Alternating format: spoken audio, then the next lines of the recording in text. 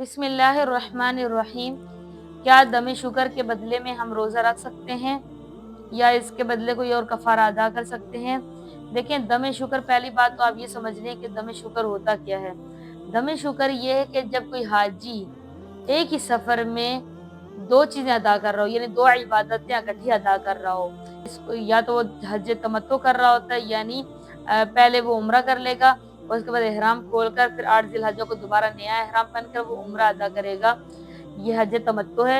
या हज किरान करेगा। किरान का मतलब मिला हुआ है, यानी क्या करेगा, उम्रा अदा करके वो एहराम नहीं उतारता बल्कि उसी हालत में फिर आगे 8 ज़िलहज्जा को दोबारा से अपना हज शुरू कर देता है। तो ये हज किरान है।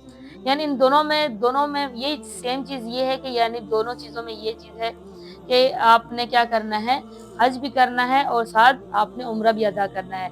यानी एक ही सफ़र में आपकी 2 इबादतें इकट्ठी जमा हो रही हैं। तो इनकी ये जो अल्लाह ने आप पर एहसान किया है कि आप एक ही सफ़र में 2 इबादतें कर रहे हैं, तो उसके शुक्र में जो आप जो है अल्लाह के हुक्म से जो आप दम देते हैं तो उसको दमे शुक्र कहते हैं, यानी किसी जानवर को ज़िबा करना है। इसके बारे में जो सवाल है कि क्या हमारे लिए दमे शुक्र में यानी कुर्बानी करना ही ज़रूरी है या फिर हम उसके बदले में कोई रोज़ा रख सकते हैं या मिस्कीनों को खाना खिला सकते हैं या कुछ और ऐसा कोई फ़िदिया?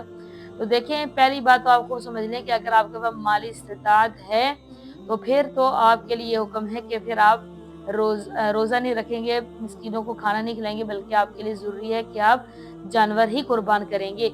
और ये जो जानवर कुर्बान किया जाता है, ये वहाँ पर ही करना ज़रूरी है, ये आप घर आकर जानवर कुर्बान नहीं करेंगे। यानी आप हुदूद हरम में या मक्का में ही आप क्या करेंगे, ये जो है जानवर कुर्बान करेंगे, मिस्कीनों के दरमियान तकसीम कर लेंगे। और दूसरी बात, जो सवाल ये था कि दम शुक्र के बदले में क्या हम रोज़ा रख सकते हैं या कोई और फ़िदिया अदा कर सकते हैं?